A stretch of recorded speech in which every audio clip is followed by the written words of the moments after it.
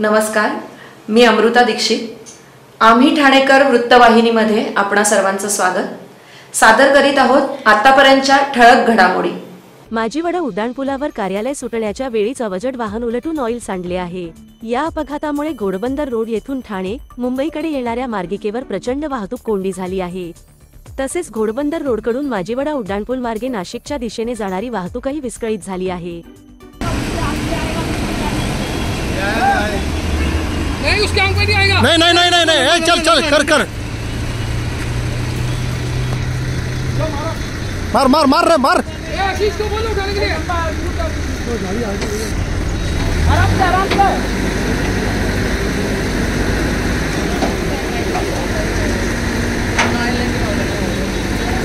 मार। ठाणे महानगरपालिका क्षेत्रात मुंब्रा, दिवा, कळवा, माजीवडा, मानपाडा व वागळे या प्रभाग समिती क्षेत्रामध्ये गुरुवार मे 23 रात्री 12 पासून शुक्रवार मे 24 रात्री 12 वाजेपर्यंत पाणी पुरवठा बंद राहणार आहे. महाराष्ट्र औद्योगिक विकास महामंडळाकडून येणारे पाणी या भागात दिले जाते.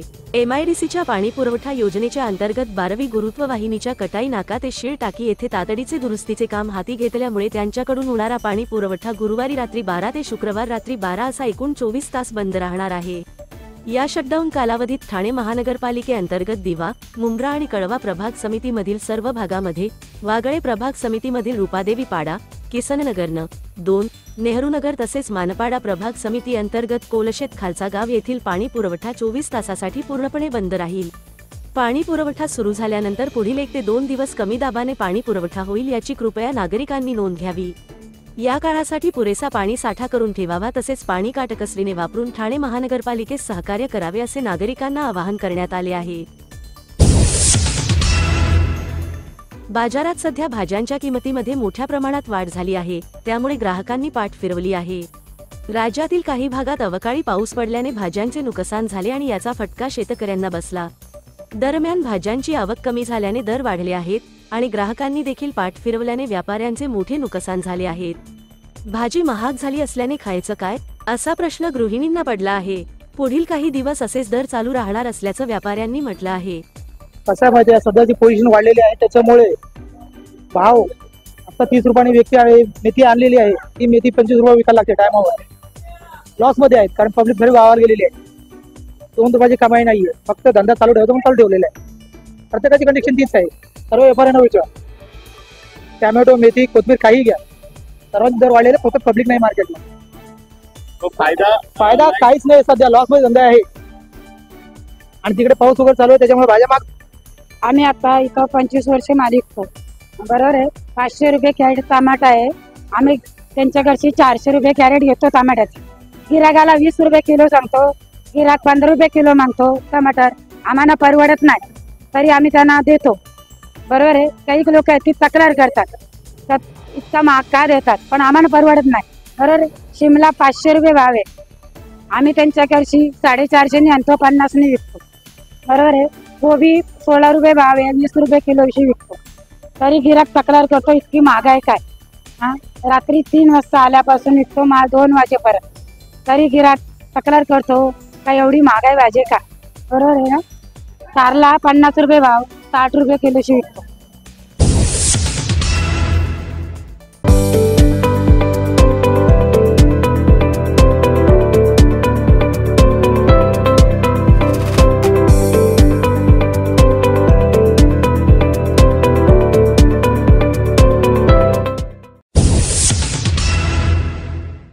सर्व नागरिकांना आवाहन करण्यात येत आहे की सध्या डासांमार्फत पसरणाऱ्या डेंग्यू या आजाराचा प्रसार रोखण्यासाठी प्रत्येकाने पुढील प्रमाणे कार्यवाही करावी. डेंग्यू आजार एडिस इजिप्ती हा डास चावल्याने होतो. या डासांची पैदास साचलेल्या किंवा साचवलेल्या स्वच्छ पाण्यामध्ये होते. 8 दिवसांपेक्षा जास्त दिवस पाणी उघडे व साचून राहिल्यास त्यात डास अंडी घालतात. अंड्यांच्या अळ्या तयार होऊन पुढे डास तयार होतात. यासाठी आपल्या घरातील पाणी साठे, उदाहरणार्थ बॅरल्स, पिंपे, टाक्या, हौद, रांजणे इत्यादी दर आठवड्याला रिकामे करून घासून पुसून कोरडे करून पुन्हा भरावे. 1 दिवस कोरडा दिवस म्हणून पाळावा. पाणी साठ्यांना घट्ट झाकणे बसवावीत. किंवा जुनी साडी, चादर, धोतर यांनी बांधून झाकून ठेवावीत, म्हणजे डास त्यात जाऊन अंडी घालणार नाहीत.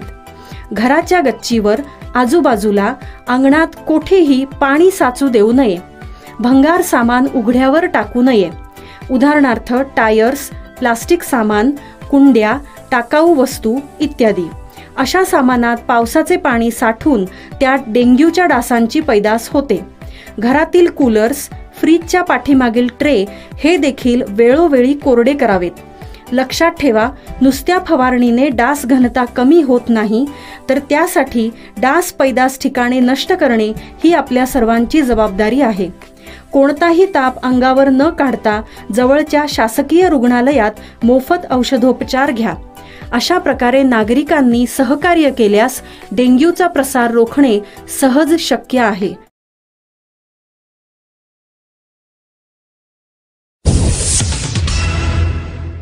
लोकसभा निवडणुकीत निवडणूक यंत्रणेच्या भोंगळ कारभारावर सर्व स्तरातून टीका होत आहे.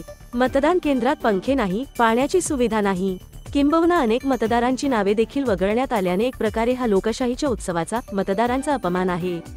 तेव्हा निवडणूक यंत्रणेच्या बेजबाबदारपणाची चौकशी करून कठोर कारवाई व्हावी, अशी मागणी आमदार संजय केळकर यांनी केली आहे. खासदार राजन विचारे यांनी ठाण्यात आपल्या सहकुटुंब ठाण्यातील सिद्धिविनायक मंदिर, धर्मवीर आनंद दिघे व भारतरत्न बाबासाहेब आंबेडकर यांचे आशीर्वाद घेऊन चरई येथील सेंट जॉन शाळेत जाऊन आपला मतदानाचा हक्क बजावला. त्यावेळी त्यांच्या असे निदर्शनास आले की ठाण्यातील बहुतेक मतदान केंद्रावर सकाळी लवकर बोगस मतदान झालेले आहे. मतदार राजा त्या ठिकाणी गेल्यानंतर त्याला कळतं की आपल्या नावाचं मतदान दुसऱ्यांनी केलं आहे. यासाठी आपला मतदानाचा हक्क वाया घालवू नका. आपले मतदान करण्यासाठी निवडणूक आयोगाने 17 नंबरचा फॉर्म भरून पोस्टल बॅलेटद्वारे टेंडर वोट करून घेण्याची सुविधा दिली आहे. त्यामुळे प्रत्येकाने मतदान करावे असे आवाहन शिवसेना उद्धव बाळासाहेब ठाकरे पक्षाचे राजन विचारे यांनी मतदारांना केले आहे. मी आपल्या मतदारांना नम्र विनंती करेन की या ठिकाणी जर असा प्रकार त्या ठिकाणी झाला असेल, ज्या ठिकाणी त्यांचा मतदानाचा हक्क कोणतरी दुसरा हिरावून घेत असेल, त्या ठिकाणी बोगस मतदान करत असेल, तर आपल्या कायद्याद्वारे 17 नंबरचा फॉर्म त्या ठिकाणी भरून घ्यावा आणि त्याला या प्रक्रियेमध्ये त्याचा मतदानाचा हक्क बजावण्याचा हक्क या ठिकाणी राहील, जेणेकरून त्याला टेंडर वोट टाकण्याचा अधिकार राहील.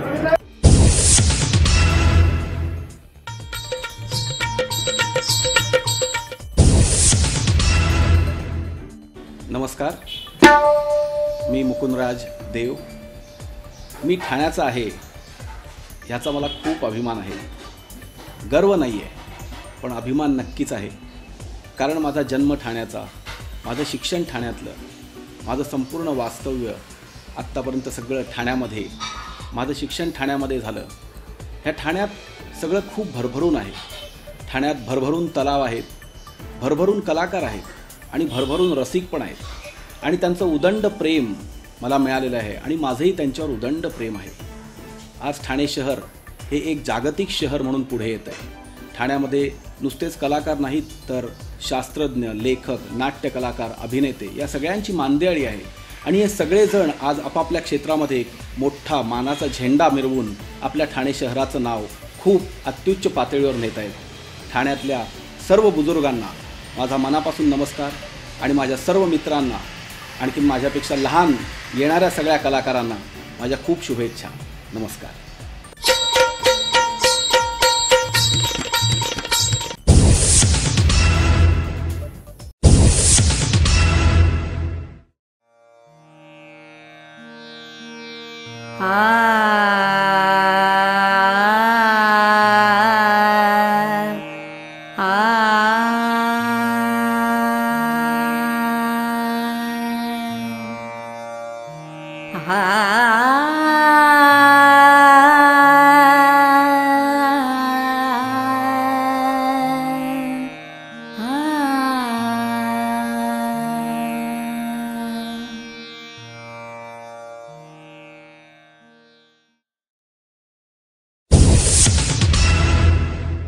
आम्ही ठाणेकर. आम्ही ठाणेकर. आम्ही ठाणेकर. आम्ही ठाणेकर. होय, ठाण्याचा मला अभिमान आहे आणि होय, आम्ही ठाणेकर.